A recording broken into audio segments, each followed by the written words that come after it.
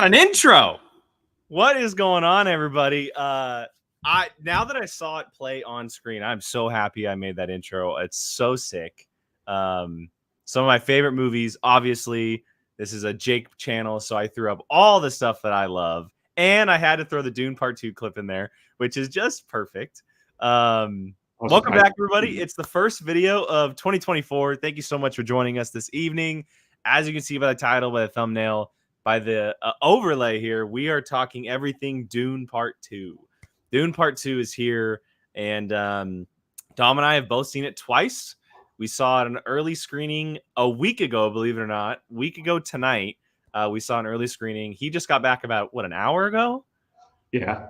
From your second viewing, I saw it opening night on Thursday. So we are well-versed in this film to be able to discuss it tonight. But Dom, thank you so much for joining me, man. I'm glad to have you back. There was truly nobody I could have had on this show other than you to talk this movie with me, man. I'm glad I could fill that box of just guy who wants to drink and talk movies with you. Yeah, no, I'm so excited because the anticipation we've had just between the two of us for this film has been so long because we're both huge Denis fans. Like, we love his work. And so to be able to talk this movie finally is very, very exciting. But the second part of the show is obviously that we pair a whiskey with our conversation. And tonight, I've had this bottle on my rack for about 3 months now. Have not opened. Have always wanted to try it.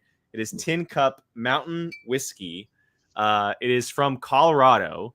Brand new. Have not opened it just yet. Dom went out and got a bottle himself. So we're going to pour ourselves a glass, enjoy the whiskey, talk some movies. And then talk about the whiskey as well a little bit later on in the show. But we're going to sip on it, kind of get our palate cleansed with it, see what we think about it. On top of Dune 2 tonight, everybody, we're also going to be revealing our Denis Villeneuve official rankings, where his movies stand in comparison to all the rest. It's going to be interesting. I'm very interested in where all of these movies stand with us. I feel like we have very similar vibes. But I also feel like when it comes to Denis, we could have very opposite vibes because his work is just so vastly different from one another. So it's something that just, if I think about one of his movies for long enough, it's like, oh, that's my favorite. Like it has to be. Like, it's so good. But I've always said, there's no misses. Yeah, I agree. I agree. I think he's the only filmmaker right now for me that is batting 1,000. He's 10 for or 8 for 8 or whatever he is. He's batting 1,000, no question. I know he's only getting single-digit films, but that's still a pretty big deal. All right, let's not put this off any further because we've waited a while to talk about this movie. There's obviously a lot to discuss with this movie. We have tons of characters, the expansion from the first movie to this movie, where the story goes. We have introductions to things that are going to be coming down the line. There's so much to break down. We're going to start just with our initial reactions, kind of like trying our best to sum up our thoughts in an elevator pitch before we get into specifics. Dom, I'll let you start since you're the guest. And because it's fresh in your memory. You got out of the theater an hour ago. So yeah, again, it's just not words. It's just like primitive grunts. It's just like, oh my, like it's a lot of movie. It It's is. so much movie, It is. but it's like, it's I can't form. I can't. I'm not a college educated man. I don't have the vocabulary to describe what I just saw, and I told you when we saw it together, just like when we sat down in the theater, I'm like, this feels bigger than Yep. kind of Yep. like this moment. Like we're in for something that's just like feel it in the air, and like yeah, I just don't know how you cannot go see this movie in theaters. You know, The that's like amount of people that I've talked to that aren't regular moviegoers that are asking me about it, not just like how good it is, but also if they should go see this in the theater, and if they are, where. I swear to you, Esquire IMAX, the movie should say Dune Part 2 presented by Jake Berlin. Like the amount of people that I am pushing to our local IMAX theater is pretty ridiculous. I forgot you said that when we sat down, and you're right. There was like this aura in exactly. the air when you're there. Like when we saw it the first night Sunday, and not very many people got a chance to see it. It was a very early screening to the public for fan events or whatever. You could just feel that there was this vibe happening that hasn't happened in quite a while. And we can talk about like great films that have come out recently, and I think Oppenheimer's the one that's gonna be compared to. But Oppenheimer didn't have this vibe to it, like this feeling of like, okay, this movie is gonna stand the test of time. Like this movie feels like we're witnessing history even before it came out because of such hype and the early reactions to it. And it's based off of this legendary book. There's just so much happening to it. And you're right. Like, there's very few words to describe the reaction I had. Usually, we'll sit out inside the theater and kind of like talk a little bit. We were there for maybe a minute and then we left. None of us could figure out where we stood or what to say, which is most of the time a good feeling because you're processing all of the good things that are happening. I was thinking about that when, like, because like I got home and my wife, who let me go That's see the it with first. you, Whoa, whoa, whoa, whoa! That is the first time I've heard you say that, my wife, yeah. Well, dude. I mean, she might not. We were on thin ice that night because she gave me the permission to go see it with you, but then immediately afterwards was like, giving me that just like, can't believe you saw it without me. I'm like, oh, like I asked so many Yep, times. yep, yep. Yeah, I just remember when I started talking to her about it without doing any spoilers. I was like, most movies, like you can find a scene to talk about, even if it's trash. Yeah, Like there's a scene like, oh, that was cool the way they did that. I wonder how they did that. Like this movie, it's like I'm literally going in order, like, oh yeah, remember, like, and it's like, oh, I can't tell you about a scene because then it's like I'm just telling you the whole movie. I'm just like I'm you're getting the audio book of me talking about the movie because it's just like everything, the precision of it is just so. I mean, his vision is incredible. I don't know if he storyboards it all, but like to get it from his brain to the screen, it feels like it was exactly what he wanted, yeah. and I just like You can, yeah. I mean, you can tell how much he cares about it. mhm. Like there is so much passion and love for this property from Denis Villeneuve, and I mean, he's spending at this moment. Let's say that they were filming 2, maybe 3 years before the first one came out. So at the earliest, he's been on this franchise since 2019. It's now been 5 years. And I don't know who I talked to after I saw this for the first time, but I said this very much feels like Christopher Nolan's Dark Knight for Denis Villeneuve because they're not franchise directors. They're Mhm. not guys who are going to step into a world for a decade and focus on one character and one world. But when they do, you can clearly see that they love that world. They love that character. They love to tell stories in that world. and it's clear that he loves to tell stories in this world. And granted, he's adapting, so it's different compared to Nolan, but he's still creating because there are differences from the book to the movie. And you're right, like the approach that he had, it's magnificent. Like the writing, the pacing, the way that scenes transition from one to another. Um, like you mentioned, how every waking moment of the movie mattered, and you don't get that a lot. Is Mhm.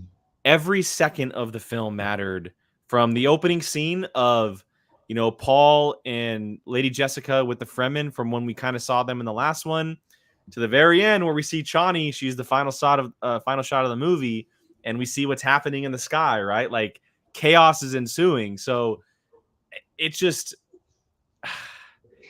it is 100% Denis' masterpiece in my opinion. I'm probably revealing this too soon, but it's by far for me his best work.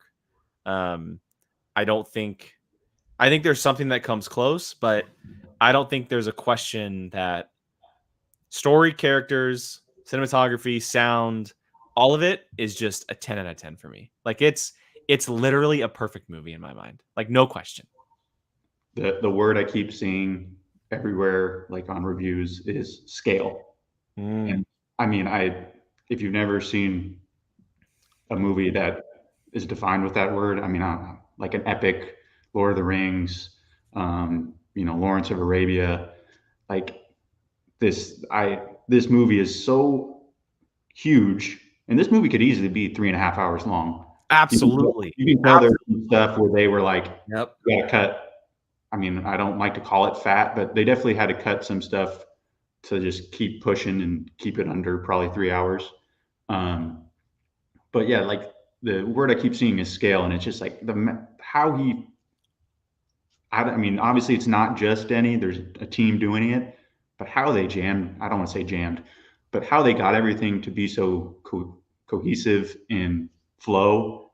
Because that was my problem the first viewing a little bit. I was like, some of the pacing, it was just so much overload that I kind of like got jumbled up a little bit. But the second viewing, I'm like, I know kind of all the beats, and the pacing worked. 100%. Like that was my one little like hesitation, was like, like the pacing felt a little off. But then my second one, I was like, nope, we're good. Like I it's think you're processing so much information, and it's hard to kind of catch your breath from what's happening. mhm. And just for everyone watching, this will be all spoilers, so we're gonna talk spoilers here in a second. Can't believe It, Godzilla showed up. That was right? He just came out of the middle of the planet. Yeah, it just the things that they did with every single character. It felt like every character had its moment to shine, and mhm. there's at least a dozen characters that are focused in this movie. I mean, there's 3 Harkonnen, there's Paul, there's Lady Jessica, there's um, Gertie, there's Chani, there's Stilgard, there's another Fremen that we later see in the movie that was killed by, uh, you know, uh, Frey Rothau. There you go, Frey Rothau. Yeah, That's she keep was forgetting like his kind of surprised. Like she got more screen time than I thought she was going to get, and like name. became kind of an interesting character. So Yeah, like, no, I like that we got to see an inside look at some of the Fremen outside of the ones that we knew. mhm, Because it was so interesting. We only really saw them at the end of the first one, and we only really got to see Jamis. Like we saw mhm. Stilgar was there, Chani was there, but we didn't get to see like up close feel of what they were outside of Jamis, and Jamis was fighting Paul. We got to see multiple Fremen this time around in kind of the vibe of how they were, and also, which I didn't know, but the North and the South, how different they are from each other. Not just that, but also there's people that believe in the prophecy. There's people that don't believe in the prophecy. Um, which Chani obviously lands in the camp of not believing in it. Mhm. She's very much for Fremen and themselves, which obviously creates a conflict between her and Paul. Um, yeah, there's so much happening, but you're sitting there kind of like taking it in, and although it was so much information, it never at one point felt overwhelming. I don't know if you felt that way, but I never felt overwhelmed by what I was watching. I think I did a bit. I think Okay. it, Okay. but like not a bad way. It was just like more of a maybe just it's happening kind of thing. And I'm getting lost. I got lost in the sauce a bit where I'm like thinking about the visual I just saw. And then I'm like, let's just go. One of the visuals or one of the scenes that sticks out, full spoiler if we're talking about it, when Paul finally gets to ride the sandworm. Bruh. And I kind of like was just on that scene in my head, and I felt like I changed the scene, and I just kind of like zoned out. I was just like, it happened, it's on the screen, it was amazing, and I'm like, oh crap, we're moving on.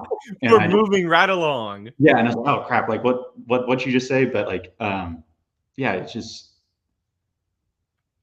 was just it's right there on a like if you're focused, there's no problems. It's like right there for you, but it's just like it's a lot. It's a lot of movie. It's a freight train just going right at you, and I mean it's amazing if you're able to hook onto the freight train.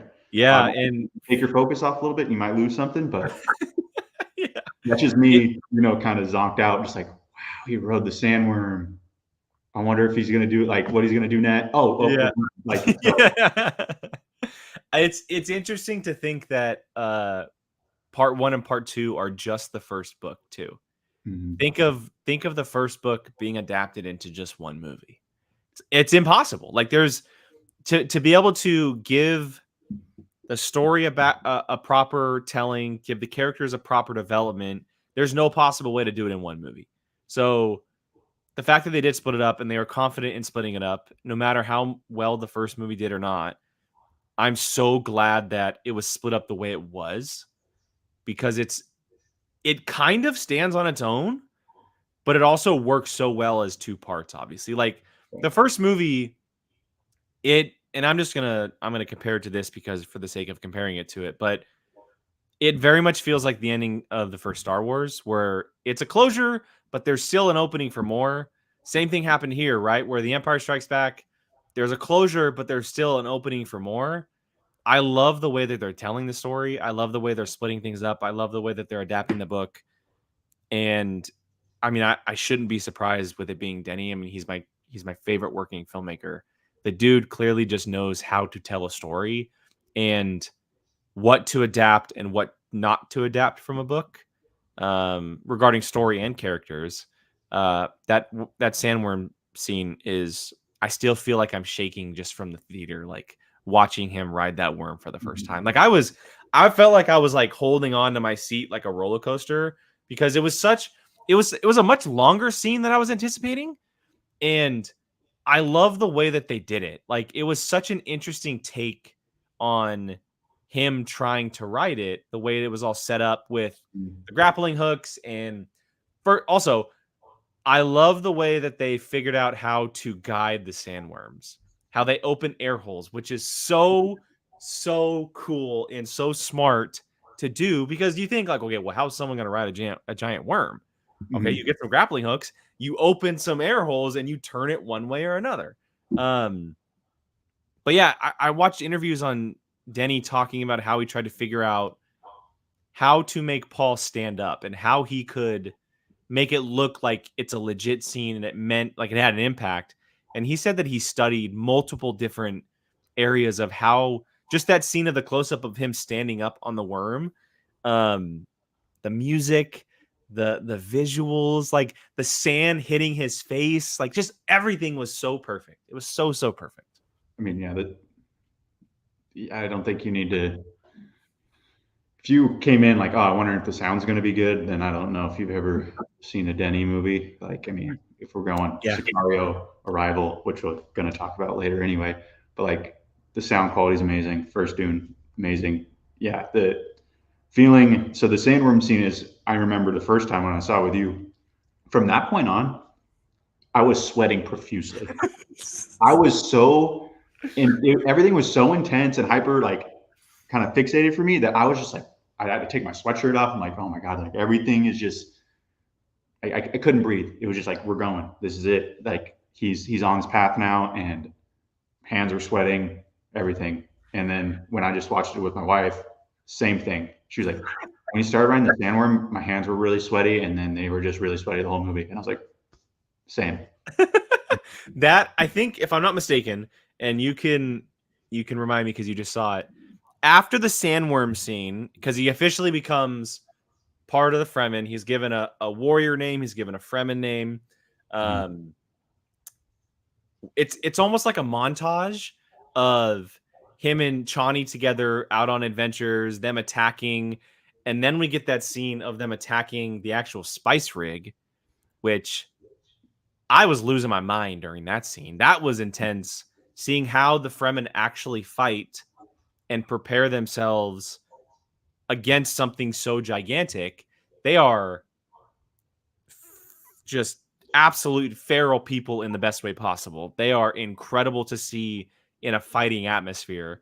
But I love the way that they paced it out because it kind of happened relatively quickly where we saw Paul ride the sandworm, where he wasn't really like Fremen, right? He wasn't a Fremen. He kind of had to gain that role.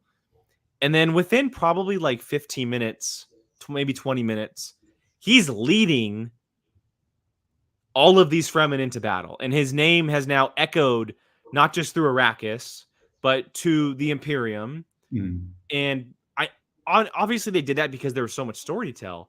But usually when we watch a film and they skip so many beats and it kind of like moves so quickly, it's a negative thought. I had no issue with it whatsoever. I thought it was done so well in choosing which specific scenes to tell and how to do it, because there was a part of the time where we saw Chani and Paul's music, which I don't know the name of the track. It was their music because it was kind of seeing the beginnings of them together, right? We obviously see this love story unfold between the two of them in the middle of them fighting and going about their business in the sand dunes. But then we see him full on leading. Like the shot that comes out of my mind is when the Harkonnens attack that big giant rock sculpture, and then you see the Fremen run through the dust attacking them.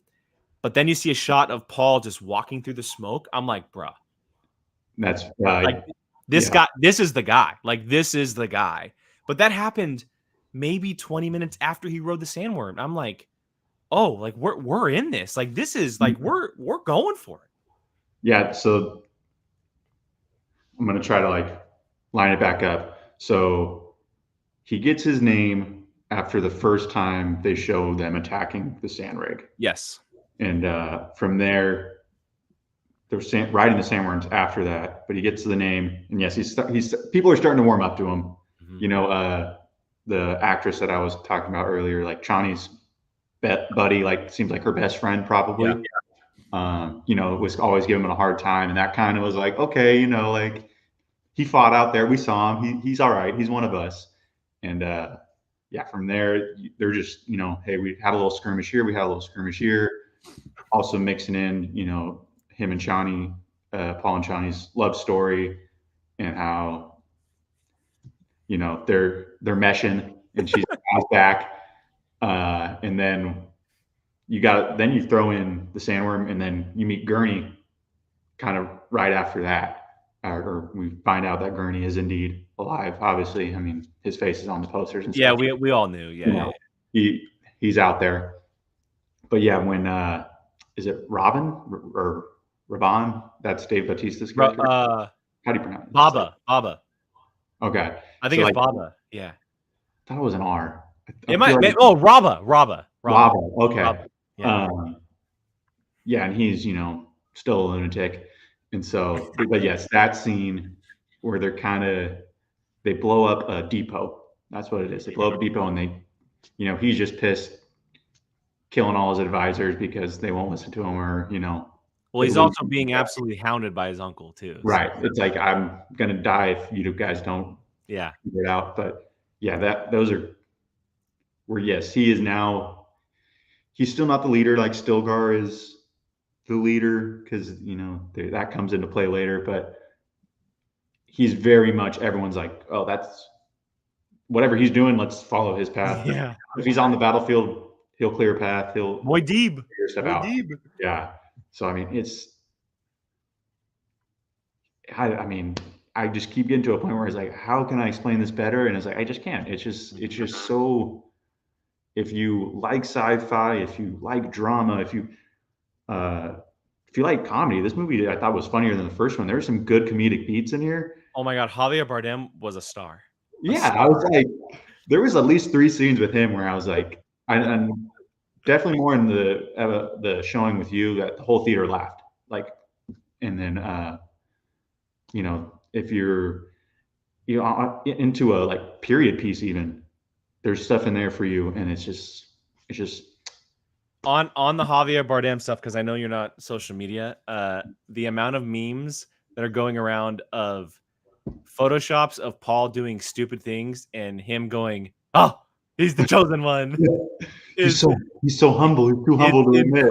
that scene was so good when yeah, Paul, he's like, he basically denounced it all. He's like, I'm not the voice of the outer world. And they cut to a scene and he's like, he's so humble, he's not admitting it, he's the one. And It's they're all like, so, every time Paul would do something, he's the one. It's so as written. That was the thing. you're right. The comedy bits, it was a lot funnier than I was expecting, and they used it perfectly with Javier. What a great role for him to play, because it is a serious role. You mentioned him; he's the leader of this section of Fremen. We see it come back into play later on when they go south, and we learn that if Paul's in the original Fremen ways, if Paul's to speak, he has to kill Stilgard. Paul's like, fuck you guys. I'm not doing that. I'm walking out. I'm not sacrificing my people, the people that I know who can fight. I'm going to talk, which we'll get to because I want to talk about that scene because Timothée Chalamet just murdered that role from that point on. Yeah, it was a lot funnier than I was expecting. The action is so precise and detailed, and it's also in like the right spots. Like, there's enough of it to make you so happy with what you're watching, but there's also the moments of dialogue or things happening between characters. It's so like, it's such a visceral experience with the way that it's filmed, and you're so invested in what these characters are doing, which is why I think it's so highly regarded right now, is because like all of the TV spots are going to show the 3 sandworms coming out of the storm, right, for action shots, or Chani ripping up soldiers in the war scene. But the movie really succeeds when it's character on character, and these dialogue moments are happening between all of these people. Whether it be that scene in the South where the entire Fremen nation is together, whether it be Chani and Paul in a tent somewhere on the dunes, whether it be Stilgar praising, him for being the one. It just, you're so invested in everything that's happening. And that's very rare for a big, giant scale film like this. Yeah, it's just, it's brilliant. It's so brilliant. I think that's one of my favorite. I don't know if you would call it storyline theme. I guess theme would be the best word, but like basically the brainwashing that the Ben and Gesserit are doing, or like it's kind of like a backdoor crusade, is what I've called it.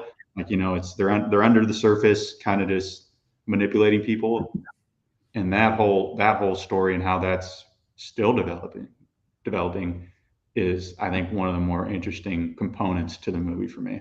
Well, let's kind of dive into it, because it does have to do with Paul. Because, and spoilers, obviously we've talked about it, but it's not 100%, but Paul definitely gets manipulated by his mother. He is 100%, not 100%. I'll say like he's like 85, 90% being manipulated by Lady Jessica, who has at this point become a Reverend Mother of the Fremen. She has taken the place of the dying Reverend Mother, because the prophecy says, according to Stilgar, the mother of the voice of the outer world has to be a Reverend Mother. Like, it's no question. And if she wasn't, then Paul would not be the voice of the outer world.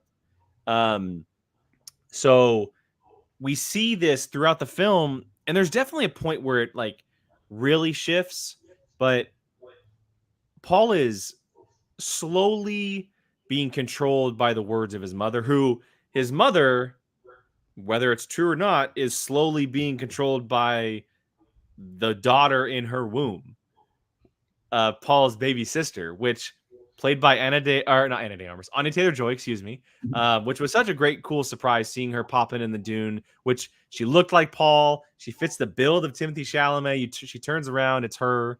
Great casting if we ever see her in the future. But yeah, this whole Bene Gesserit thing, like I knew obviously the story, but the way it's revealed is so interesting. And you're right. Right now, it kind of is the the thing that I'm looking forward to the most because there's so many of them. Lady Jessica, right? The main Reverend Mother, and I don't know how her name, but she's played by Charlotte Rampling. She's the one in the Imperium. Then you have Florence Pugh coming in, who is a Bene Gesserit, and apparently one of the biggest or best trainees that the Reverend Mother had. Then you had Leah Sadu, who manipulated Faye Rothau, Austin Butler, and Faye Rothau's bloodline is now in Leah Sadu's character, which is just like, are you kidding me? But the Bene Gesserit, man, they're like I knew that they had their fingers in everything, but they literally have their fingers in everything, and to a point that they saw years and years ago that Lady Jessica would give birth to a son who would be the heir to not just Caladan, but eventually the heir to Arrakis, knowing that Lady Jessica was the daughter of Vladimir Harkonnen. That is crazy. That dude, like, it's literally that Charlie Day meme where all the red strings are everywhere. Yeah. It's just like everything is going this way, and it's all because of the Bene Gesserit. And so, like, once that got revealed, I was like, and obviously at that point, we had seen the scene on what's the Harkonnen's home planet? Oh, I'm forgetting the name of it. But that scene was sick. So sick. Sick. So I missed, this is one of the beats I missed the first time, is that the color scheme is because they have a black sun. Yeah. So I missed them say that. And it's literally like the first line of that scene, like, you know, here in the glory of our black sun for Faratho's birthday or something. Yeah, Gidi Prime. Okay. But even in those shots, you see him coming from inside, and as they go, where it's colored. Yeah. And that's so cool. That's such a cool idea. And like, I mean, obviously the Harkonnens' clothes, when we had seen him before, it was always like dark blacks, and they obviously were super white. And so like, and bald, yeah. To see like kind of why is really cool, and just the contrast that they were able to play with was really cool. Mm-hmm. But yeah, as I was saying, kind of got off track. But yeah, how they use Leah Sado as a little puppet to get into the Harkonnen bloodline. I was like, well, then they must have been pulling the strings to get Lady Jessica with Leto. And I was like, so they knew they were taking the Harkonnen bloodline already and moving it into that family. So I was like, oh man, they're going to have to talk about that more in the next movie. I would imagine, and we haven't met them, but they have probably to this point crossed every major house, mm-hmm. Right. Which is crazy to think about. Like they have, I mean, we're going to meet the houses because at the end of the movie, spoiler, right? Like Paul is officially going to war with the houses. But they've had to have crossed, because at this point we've only met the Harkonnens, and we've only met the Atreides, and then the small band of the Emperor's family, which is the Emperor and his daughter, which is played by Florence Pugh. So there's at least two other houses out there, if I'm not mistaken, and their bloodlines have to come in and play in some capacity. There's got to be a way. Yeah. Or they're going to have their own, you know, Reverend Mothers or whatever title they got in there. So and now that they're splitting, obviously, or there's a clear rift between the old Reverend Mother and Lady Jessica, which when Paul used the voice on her, I almost when he said silence, I lost it. Yeah, I also like got back in my seat. I was like, oh, sorry. It's like he yelled at me. Yeah, I felt like he was talking to me when he did that, and it was like, what a great moment to use that, because you didn't see him use it the entire time, but because he's fully come into his own as Muad'Dib and this Messiah, because of Lady Jessica and what she has trained him for, right? We saw in the first Dune, she was training him in all the arts of Bene Gesserit, and he got tested, and he had to go in front of Reverend Mother and all of that. But now that he's like unlocked everything by drinking the water of life, and all the fragments are now full visions, and he's fully unlocked everything, he's able to. I don't know the Dune history very, very well, but I feel like he's probably the most powerful Bene Gesserit at this point. Like, that's just how I feel from this movie. Going off of that last scene where he puts her in her place, and then it's like, oh well, yeah, he is the one. He's more powerful than her. I'd say he's more powerful than Lady Jessica, but there might be some mind games with that For sure. For they sure. kind of are able to keep him on an even level with her. But yeah, it's just that obviously that's going to keep playing a major part going forward.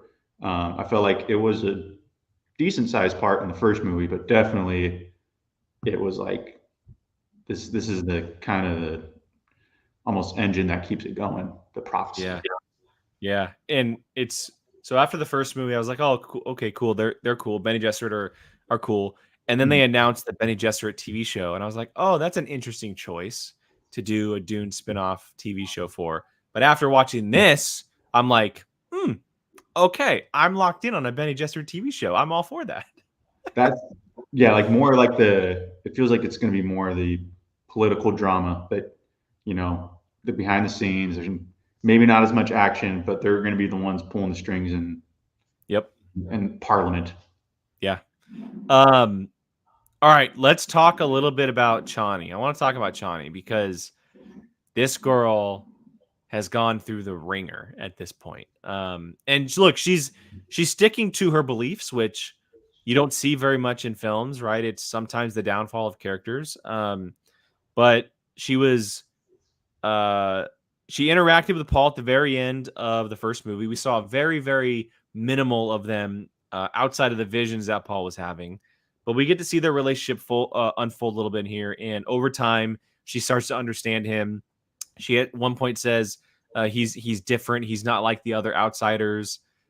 She can just feel that something is good about him, that he's there for the right reasons. But we've talked about how Lady Jessica has manipulated Paul, and he's kind of falling into this trap of the Messiah and everything that's he's envisioning. Their relationship comes to a head at the very end of the film. And that moment where he just spat it out, I'm going to take your daughter's hand, I lost it. I was like, what are you doing, dude? Like, because there was like no buildup. He just said it. And right before he had said, I will love you always to Chani. Like, I will love you no matter what to Chani. And then he's like, oh, I'm going to take your daughter's hand in marriage. Like, this dude just ruined this girl's life. She disappears. She's out in the dunes somewhere while the rest of the Fremen are going to fight the other houses. But Zendaya, like, I think this is probably her best performance I've ever seen. She is so good because I haven't seen her in a lot of stuff outside of like Spider-Man and a few other things here and there. She was on par with Timothée Chalamet, who Timothée Chalamet was the best I've ever seen him.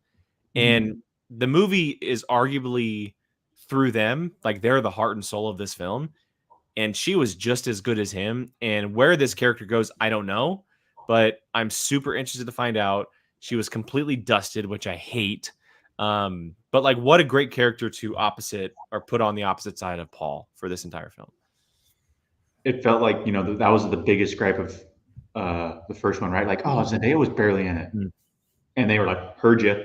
Yeah, yeah. She's going to be the movie. So if that was your big gripe of Dune 1, then you're going to love this one. But yeah, she knocked it out. Those scenes where he's battling, Paul's battling, like, I can't go south. Like, south, if I go south, bad things happen. And she's like, got his back. Like, hey, he's not going south. Like, as long as you don't. One of the lines is, as long as you don't change. Yep. Like, I'm here. Which obviously it changed almost instantly. Foreshadowing, but yeah. I mean, when you kind of felt the turn once he drank the water of life. She knew, like, dude. I mean, I've been told this. I don't know if I'm sure you have a very strong relationship. You never. We just talked about this. Yes. We just talked about this, and then Yeah. you went and did something stupid. So she dropped one of those on him, slaps him in the face. Uh, but like from there, obviously, it's like he's he's not doing what's best for him. He's not doing what's best for her per se. But it still feels like in his mind he's doing what's best for Arrakis and the Fremen. Mm-hmm. His plan is still to be, lead the Fremen out of here, and unfortunately he's sacrificing himself and his relationship with Chani. Yeah, he's torn in so many different ways because Paul is trying to live up to what his father was and what his father believed in. He's trying to be with Chani, and he's clearly in love, right? And wants to be with her. But then he's also being manipulated by his mother. And so all of these things are coming at a head. And yeah, that moment you talked about where she said, as long as you are who you are, you will always have me. The next scene we see him take a worm left and go drink the water of life. And it's just like, dude, like, what are you doing? Like, you have it so good right now. You're killing it. You're thriving. The Harkonnens are on their back leg. Like, keep doing your thing. But no, and look, it's not all him. We've heard, you can hear the echoes of Lady Jessica's voice in the background at some parts where she's telling him, you have to drink the water of life. You have to open your mind. And that obviously opens his mind to becoming this Messiah, this prophet that I imagine will end up being a downfall in some capacity. I don't know. But yeah, it's so their relationship was so good. Like they were so good together, and then you just see it completely ripped apart, which is so unfortunate. And they kept, you know what I hated is they kept like teasing it back after they split from him drinking the water. Like Paul went up to her, they kind of talked. She was like, it's not over yet. This isn't over. And then Paul says, I still love you. They do it again. And then he goes, I'm going to take your daughter's hand in marriage. And that's just like, okay, well, we know where that all stands. I don't know where it, like how, and obviously she's going to be in the next one, but I don't know how Chani is in the next one. Like I don't know if like how she comes back, what she does. We saw her disappear. She's not with the rest of the Fremen. So I'm just curious how it all kind of wraps back around. Yes, I'm very interested if she's gonna like go start her own kind of faction. Yeah, because she kept saying she's a Fedaykin, which she was. She's a Fedaykin, which means she is for the Fremen. She is 100% just Fremen, no outsiders, for the greater good of her people. Which I imagine there's many, many people like her. Mm-hmm. It just feels like it's I'm not with them. I'm not with House Atreides and the Fremen, but the enemy of my enemy type situation. Like, for the greater good, we're gonna go kill those people, but I don't want to. I'm not hanging out with y'all anymore. Yeah. And I mean, we'll see. That was another really good shot when what's Walken's character's name? So the Emperor. Just the Emperor. Yeah. He doesn't have a name. Okay, Emperor. When he kisses the ring and everyone bows, and Dude. it's the camera's behind Chani, and then you can see Florence Pugh's face, and like they're the only two standing. Yep. Well, and Paul, but it's like, oh man, like, what a great visual for everyone to drop, but Paul and the two women are standing and not moving. It's so good. And I mean, obviously she clocks it because during the fight, there's the whole like, oh, is that your pet comment? And so she knows like, oh, he's with her. Or there's feelings there at least, but he's doing that line where he says, any special needs for your pet? Right. Dude, Austin Butler as Fade Rotha was unbelievable. Yeah, he,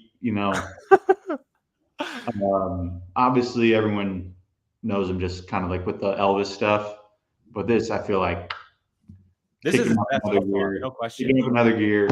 Can't wait for Bike Riders now. I'm like, okay, this guy's got something. Let's, he obviously did great work with Elvis, but like it felt like a one trick pony. Like everyone's like, oh, he's like the greatest. Like he's, and I was like, okay, well now I know. Like he put two performances out there that were, and I think yeah, this one's better. He's in an Apple TV series called Masters of the Air. He's one of the leads. I haven't started that one yet, but He's really good in that. But yeah, I've watched Austin Butler for a long time because he was, funny enough, he was in an MTV show called The Shannara Chronicles years ago. And it had 2 seasons. It was this super cheesy show. But he was the lead. I was like, oh, okay, this guy's cool. yeah. And then he kind of like disappeared for a little bit, and then he came back, and I'm so glad he's finally getting like the recognition. He is so good. He is so good. And if he does roles like this, and let's be honest, he doesn't have a lot of screen time. There's not a lot of time with Fade Rathau. The moments we do get with him, though, one, he's a gladiator killing House Atreides members. 2, he's making Dave Bautista kiss his boot. 3, he's killing Fremen. Or 4, he's trying to kill Paul, which he almost very well did. So those are like the 4 major scenes we saw him in, outside of the Lea Seydoux song, or a scene which we obviously saw him be manipulated by the Bene Gesserit.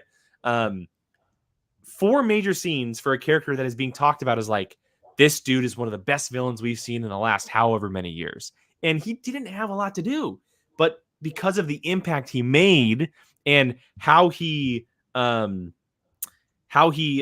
up against Paul at the very end, everyone's like, oh my God, this Fade Rathau. And let's keep in mind, the dude was absolutely psychotic, just absolutely psychotic in the best way possible. Like the scene that I can't get out of my head is in the gladiator ring when he does the scream where he like shakes his head. I don't know very many people that would do that just off the whim trying to portray this character. Right, And I it felt like totally worked. That felt like his little ad lib. Like, Yeah, right, 100%. more crazy. But I mean, you get it right off the bat, right? You know, first time we see him, he's getting kind of remind me of Tron. I was gonna say Guardians. I was gonna say Tron when they're suiting him up. Okay, yeah. When they're like when Ronan's getting suited up, that was kind of like what I thought. So, oh yeah, he's slicing servants' throats. He gets the knife and he licks it and then just slices the lady's throat right next to him. He was testing it and goes, it's not sharp enough. Well, yeah, and then beyond that, you're like, oh man, he's terrible. He turns around, the other servant's just like, oh shit, and he just walks up to her and just stabs her a couple times. Yeah, the tip's a little messed up. And he's like, oh my God. And I was like, man, I guess it's not really a servant. They must be slaves because you're not signing up for that job. to serve any Harkonnen, because you saw what had Harkonnen did to his servants. Is like, man, like these, he just, and then his I think what also adds a little element is his like mistresses that eat human flesh. That's wild. Bring him to my chamber. Yeah, I was like, oh, okay. So he just got like cannibal lovers. Maybe that's how they have. Maybe that's how they have the black teeth. That was the other thing. Like, yeah, they had the black teeth, and I was like, okay, which is a really cool touch because it made him. The entire time, like I think when we first heard about Fade Rathau, it was the Reverend Mother talking to Florence Pugh's character about him, and the first thing out of her mouth is he's psychotic. So you have to live up to that, and I mean, there's no question they lived up to that in the best way possible. Yeah, he killed it. That was he's just on a different plane. Like he got the assignment and was like, all right, I'm gonna even step it up a notch from that. So yeah, no complaints on it. All right, a couple things from the chat here because they've brought this up a couple times before we move on. So Blake said, with the 12-year time jump, do you think they will keep the main cast or recast the characters with Dune 3? So he's referring to the book. There's actually a 12-year time jump from the first book to the second book. I don't think so. They're not going to recast. There's no way they'll recast because Florence Pugh was in the movie for 5 minutes and she's not going to be recast. I think you'll end up seeing a less year time jump is probably what I'm guessing. I don't think it'll be 12 years. I think it could be like 6, 5, 8, somewhere around there. That's close enough to where someone like Timothée Chalamet can look similar. because if I'm not mistaken, he's only supposed to be like 20 years old or something in this movie. And you put him, let's put him around late 20s. He could very well look the same. And you throw a couple kids in there, it would kind of make sense. Because I would imagine a 12-year time jump equals kids. But I don't see them doing 12 years because 12 years would mean a very big time jump, and you would have to recast. Like, you would have to do something to make them look different. Yeah, I mean, that was one of my major questions because I'm not super familiar with the books, but like, obviously, part two, right off of part one, like, no, Yeah. it seemed like the next day, like, they still Well, got let's be honest. body. Denny could change it. Like, he could, because I think Blake had said in the chat as well that he skipped the book skipped the Holy War, which is between the houses, which was talked about in this movie so much. Right. We could see that in the movies, and then there be a time jump after the actual Holy War, setting up something. But yeah, that kind of seems odd to skip 12 years. Like, that would be a very, very large chunk of time to miss. Like, where would Chani be at that point? Right. I mean, those are like the two things I'm thinking of. Is like, all right, you're setting up the Holy War. Obviously, gotta touch on it then, like, beginning of next movie before a time jump. But at the same time, are you gonna keep Anya Taylor-Joy and the other Harkonnen child kind of off in the distance and for movie 4? Or I don't know. Like, well, so if I'm correct, the third book is called Children of Dune. Okay. So if there is like a fourth movie, it could be that. And Jane actually asked it in the chat. She said, "Do you guys think Fade Rothal's child will come into play in the third movie?" I mean, it seems like they were setting it up. I mean, I feel like unless the third movie is just the Holy War,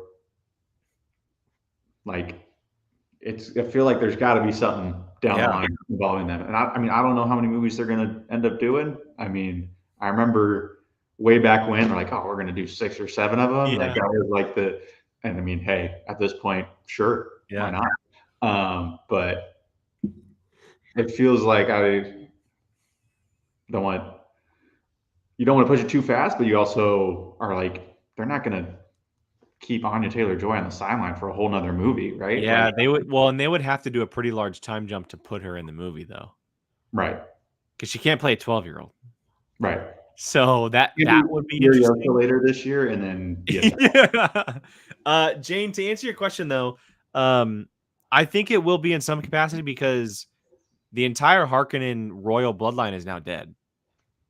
Vladimir, Rabba, and Faye are now all dead. And we don't know who else is in play regarding their bloodline. Paul, technically, right? Paul technically is the Harkonnen bloodline, but he's going for the throne. He's going for the Emperor throne, which would put the Harkonnen throne up for play. And I'm not saying Faye's child would obviously be available, but until he comes to age, so. And did they say it was a girl, right? They said it was a female. Yeah, she's so just like you asked or something. Yeah, so that's interesting. It's a female Harkonnen royal, which we haven't seen, because obviously Vladimir, Rabba, and then Faye, they're all males. So it's gonna be interesting, and I'm curious what Leia Sedo's history is. Her character, like, where does she come from? Like, where is house? she? Is she royal? Like, is she a house, or is she just a random who's now carrying the Harkonnen bloodline, knowing that probably the Harkonnen bloodline was going to be destroyed, which is why they did that, which is so crazy to think about, that they were predicting the Harkonnen bloodline being destroyed. And so they secured it by Faye. Like, oh my, that's too much to think about. That's too much to think about.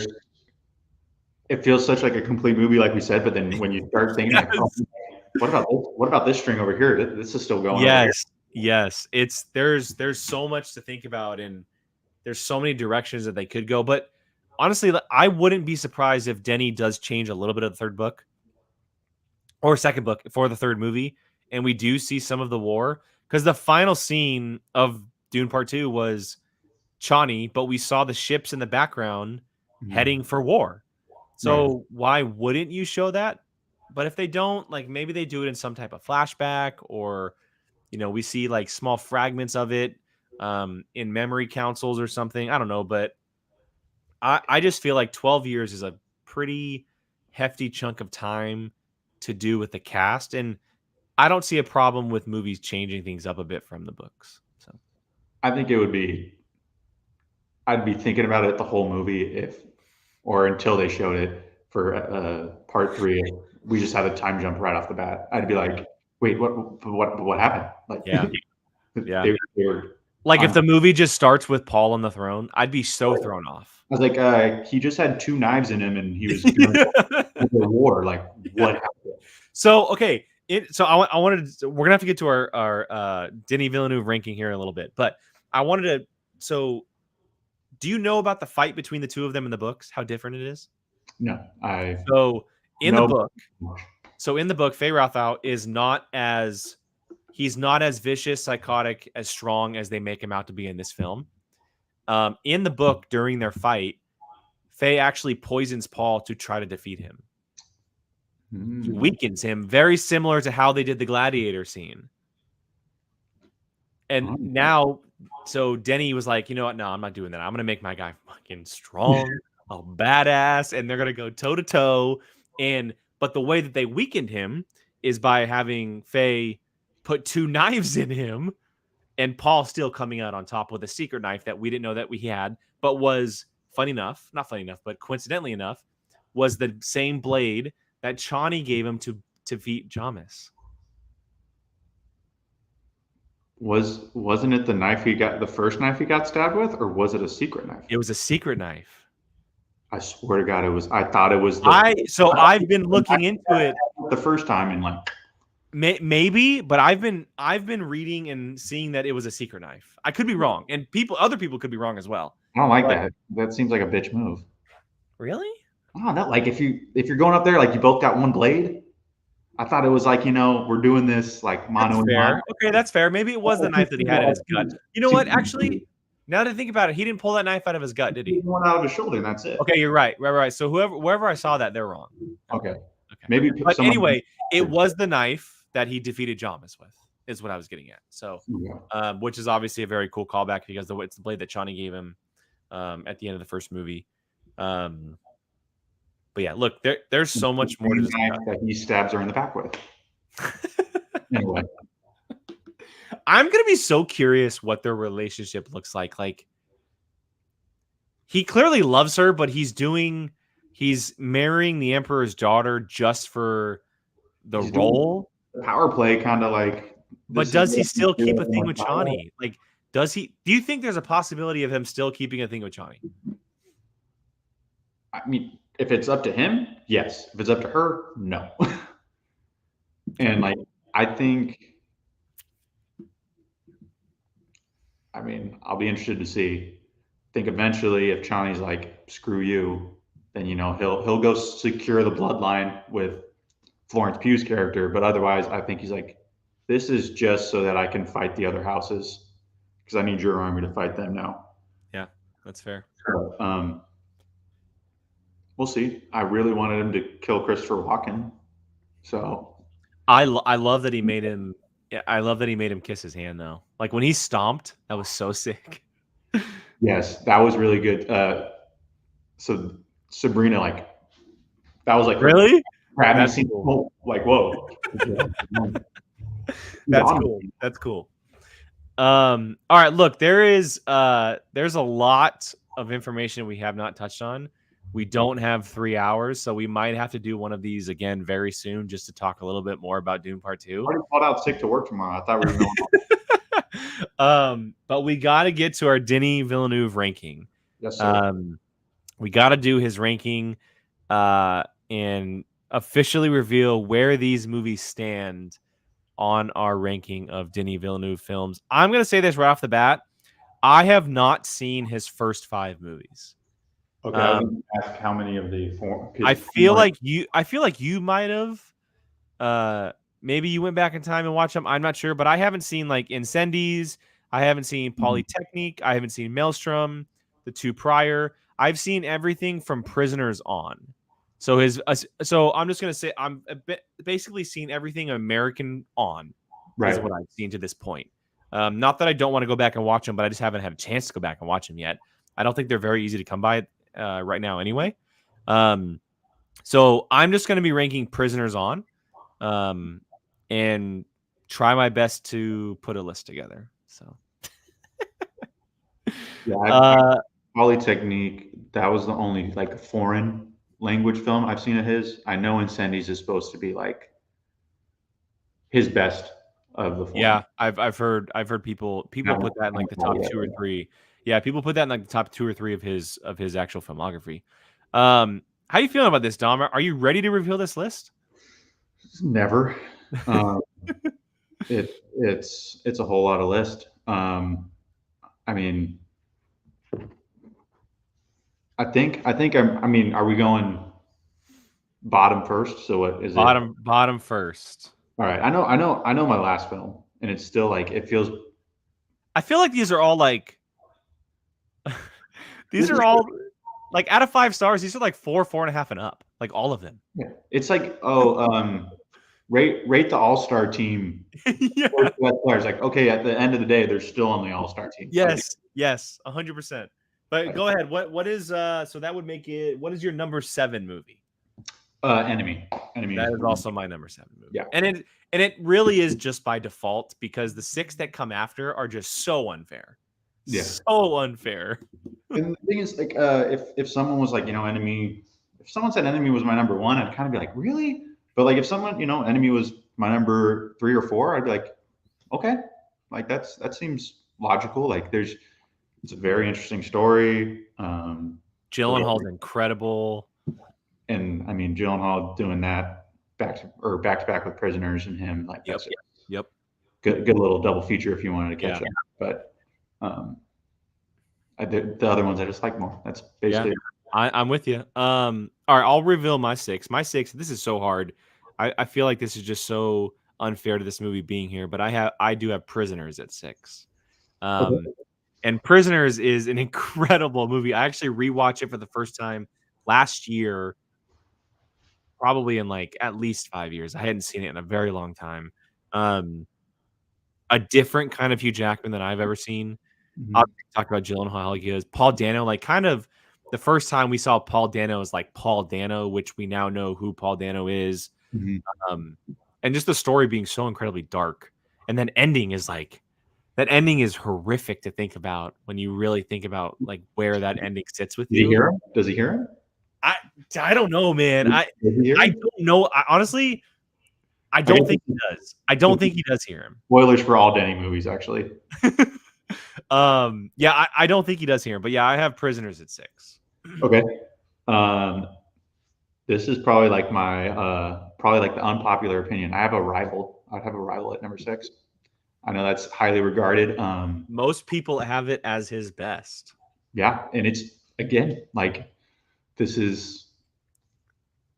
If it's on, I'm watching it. If it's someone's like, hey, I have an extra copy of Arrival. You want it? I'm gonna take it. Like it's really just preferences at this point, and it's I'd say Arrival. It's probably has a lot to do with my first viewing. I remember my first viewing kind of just being like, what's going on? And not being right, like on board at first, which every other movie of his, I'm like, oh, this movie's awesome. Like I want to watch this again next week. Like, yeah. So I'd say Arrival. I haven't seen it in a long time. It's probably one of the most thought-provoking films I've ever seen. Right. Like just you are on the edge of your seat thinking about this, and then that ending comes at you, and you're like, "Wow, that's what was going on this entire time." I have it at 5. Okay. I have Arrival at 5. And it again, just like I said with Prisoners, it feels so unfair that it's at 5 because it is such a fantastic film. It's actually his second highest rated film behind Dune 2. And that's across all boards. And so, and like I said, most people, the majority of people have it within their 1 or 2 spot with his movies. So, what about you, Don? Well, go ahead. Go ahead. I think it's very interesting because it feels like there's his sci-fi trilogy, and that's one. Yep. We're going to talk about his second one, and then obviously his, well, technically third and fourth one now. But like you can see the progression of like that movie got him a different movie, Yep. and that movie got him this. Yep. Yep. Yeah, so it's very like you can see the scale stepping up too. Is like, oh, they're like, oh, you did that with that budget. Okay, we're going to give you more money to make this movie. Mm-hmm. And the progression's really cool. 100%. What's number 5 for you? Oh, number 5, man. See, this is where we're getting tricky.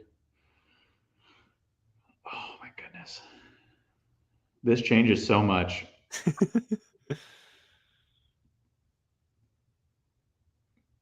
How long we got? I'm gonna take like an extra, like you need to throw up a timer and like we're out. I need to put a we'll be right back. Yeah, out to lunch. Gotta ponder. Man. Honestly, I mean, going off of what I have just seen, this is a huge drop for me because this used to be like my number one. I'm told I have a really dark sensibility for movies. I like the darker movies, but I will put Prisoners at number 5. Okay. But for like 2 years, that was like the movie. I was like, have you seen Prisoners? Let's watch Prisoners. And it's like, hey Dominic, we're on a date. It's not easy to watch. No, this is the movie I want to watch. What do you mean? This doesn't. That is definitely not a date movie. Yeah, this doesn't put you in the mood for love. I don't know. What are you talking about? But yeah, like, I mean, it was like Zodiac in this movie. I was watching all the time. I'm probably on some list somewhere. Like, yeah, both Gyllenhaal movies. Yeah, like this guy's gonna do some bad stuff later in life. But yeah, Prisoners, great movie. I remember the first time I watched it. Dave Dalmatian in there too. Oh, I forgot about him. Yeah, he's that's another right. kind of Denny. Been in a few Denny movies, so yeah. All right, number 4 for me. This is where it really shuffles. I made this ranking list. I think I made this after I watched part 2 the second time, and I shuffled these movies at least 4 times. Like I just kind of rotated them back and forth. I couldn't find spots for them. I think I finally have found something that's comfortable enough for me for now, because I do feel like it'll change every time I watch one of them, which kind of happened in this case because this movie 2 years ago was number 1 on this list, and I moved it and it's now number 4, which is crazy, which it could change, but I have Dune Part 1 at number 4. Which blows me away because I walked out of that theater saying, nope, Denny's best movie ever. That's number 1. But since then, I have watched movies like but Blade Runner and Sicario, even Prisoners. And then obviously I just watched Dune Part 2. So I have Dune Part 1 at number 4. Same. Do you? Okay. Yeah. I was kind of battling when I was thinking about it. I was like, Prisoners and Dune, which one I'm putting at 5. I mean, there's a reason we're so hyped for this movie. Yep. Part 2. And like what he did with Part 1 was amazing. Obviously, still a big story, but it definitely felt more grounded. Mm-hmm. There wasn't as much action. Which I saw that was gripes for people, but like for me, I was like, I loved it. Put it in that world and have it be so kind of intimate was very interesting to me. It was a world building film. Mm-hmm. It was, I don't like using this term because I don't think this is what this movie is, but it was very much like a setup of everything that was kind of coming afterwards, but it still had its own individual story of, Leto Atreides and, we learned about Arrakis and just everything that was happening there. We talked about it earlier, but it's still very much a singular story outside of just being a part 1 to a part 2. There's a reason why it's just called Dune and not Dune Part 1, because it very well could just be Dune, which I love. All right, number 3. I have a very hard time putting this movie here. I love this movie with all my heart. I think it's damn near perfect in every possible way, but I have Blade Runner 2049 at number 3. All right. And Right. you know how much I love this movie. Most people know how much I love this movie so much. And again, I could watch this tonight and it could jump to number 2 or 1. Like it could very well just jump and be up there. But for right now, I feel comfortable. And at this point, I'm at a 1A, 1B, 1C. Like that's just where I am. Yeah. Like this is comparing, is Michael Jordan the GOAT, is LeBron, or is it Kobe? Like Yeah. at the end of the day, if one of those guys is on your team, you have a really good chance of winning. It's like, what are we comparing? It's like, man, would I rather have $1 million or would I rather have $1,001? Like either way, it's great. Yep. I have Sicario at number 3. Okay. All right. And again, I have spoken at length on some of your channels about how much I love that movie, and I've yelled at some of your Yep. your friends, and well, my friends too. I consider them friends, but like, yeah, I'm a big fan of Sicario. So am I. I'll just say because of that, I have Sicario at number 2. Sicario is my number 2. I will never forget the experience I had watching this for the very first time. Not really knowing about Denny going in because I never saw Prisoners in theaters. So I didn't really get to experience a movie until I saw Sicario.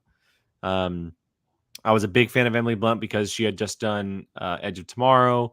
She was kind of doing all of these projects where she was in the center spotlight, and then you throw in Josh Brolin in, you throw in Benicio del Toro, and I was like, oh yeah, this looks awesome. It's grounded. It's about criminals and stuff. And I walked out just being absolutely amazed at what Denny had put together for.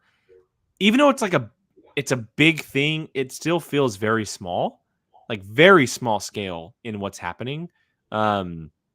With some very dirty characters, which I love. Like I love how dirty Josh Brolin is of a character. I love how crazy Benicio del Toro's character really is, even though he may not show it as far as like performance wise. He's a hitman, which I think is incredible. And then you pair him with Emily Blunt, and that final scene with them in the apartment, like my God, just insane. So yeah, Sicario too. The opening scene, I'd say that's actually probably the movie that I've rewatched the most. Me too. I think the one I've like just watched scenes of, like, every once in a while you go on YouTube and watch a scene, and like it's the first scene with the bodies in the house. It's the border gunfight, and then it's basically the last 10 minutes of the movie. Like watching those 3. I tried. So when I was putting together the intro for the show, the first thing I did was type in Sicario movie clips. I tried to find a scene to put in the intro, but I couldn't find a scene that lasted long enough to put in the intro. That like made sense with like that was high energy and stuff, because it's all like I tried to find the border scene where Benicio and Emily are with the guns and everything, but it didn't really fit very well. So I ended up on Dune Part 2. But yeah, it's magnificent. It's absolutely magnificent. Intensity and suspense, like the way he's able to kind of mold those together. And I felt it in this movie, the intensity.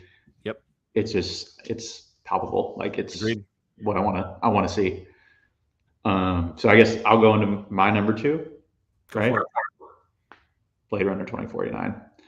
I will admit a secret that I've never told anybody. I did not see this movie in theaters. Dom!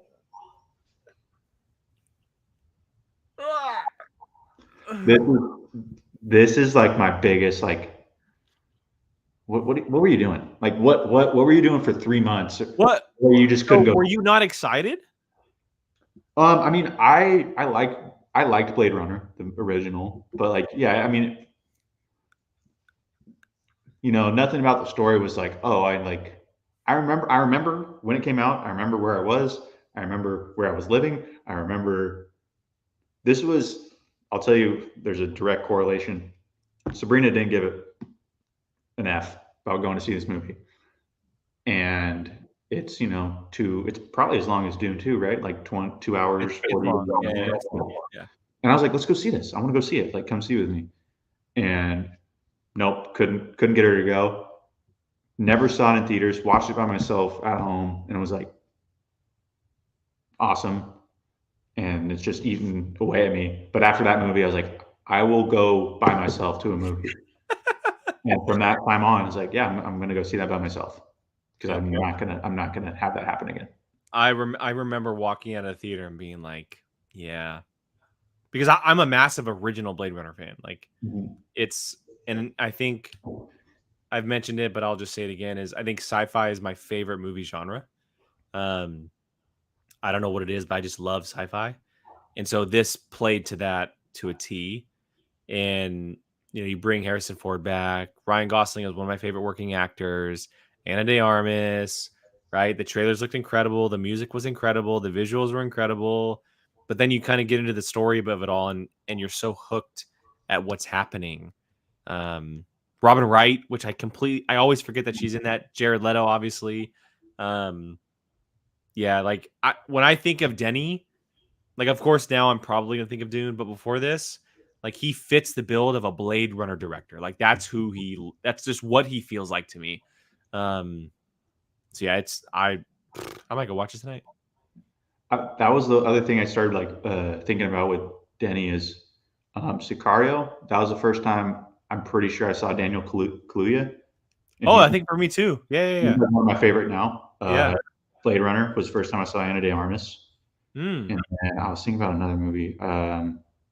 There was another first I picked up, but I forget what. In a Denny movie, Yeah, Prisoners, Paul Dano. no, because I had seen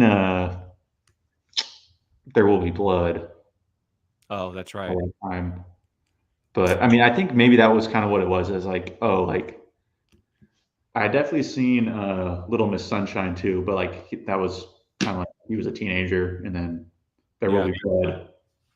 Because I still think about when I think Paul Dano, it's still like There Will Be Blood, Prisoners, and now the Batman. Like that would be like my three. yeah. But I don't know. There's someone else. I forget.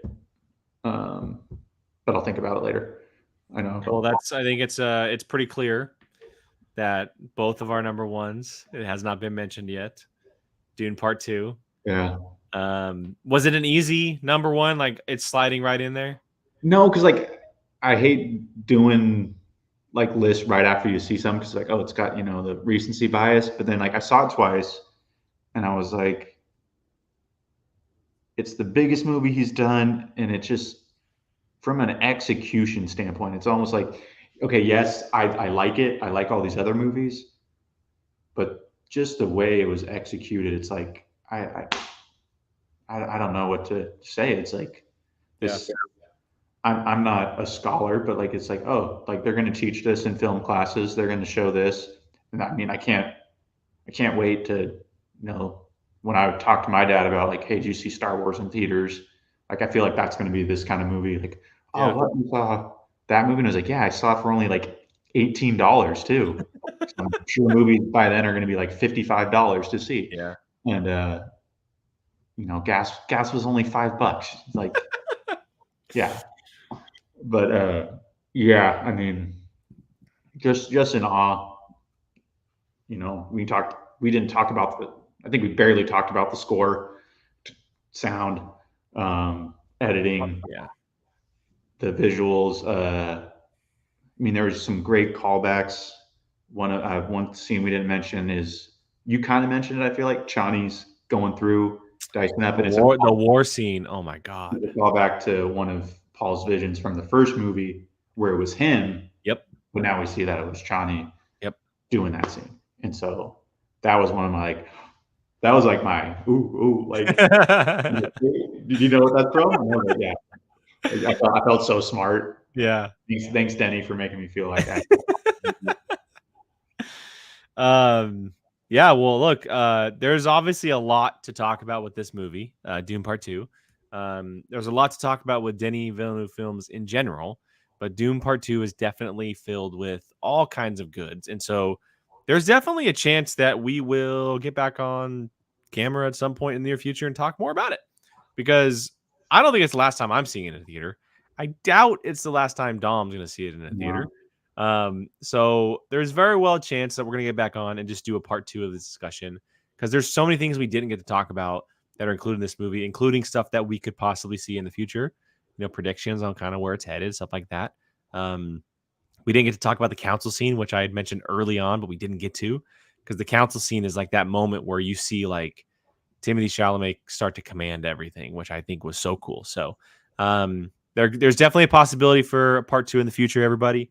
But for now, that's going to close out the show. We have gone longer than we usually do here, which I'm so thankful for, because this discussion was awesome. Dom, appreciate it as always, man. Real quick, what'd you think of Tin Cup? What'd you think? I mean, I honestly haven't had it in a long time, but it's very smooth. I feel like, I mean, maybe it's just me just feeling like I'm a snob, but like, I don't know, something about the Rocky Mountain water. It just, it goes through. So 100%, 100% agree. I thought it went down really smooth. I like that it's marketed as Tin Cup Mountain Whiskey, which I think is really, really cool.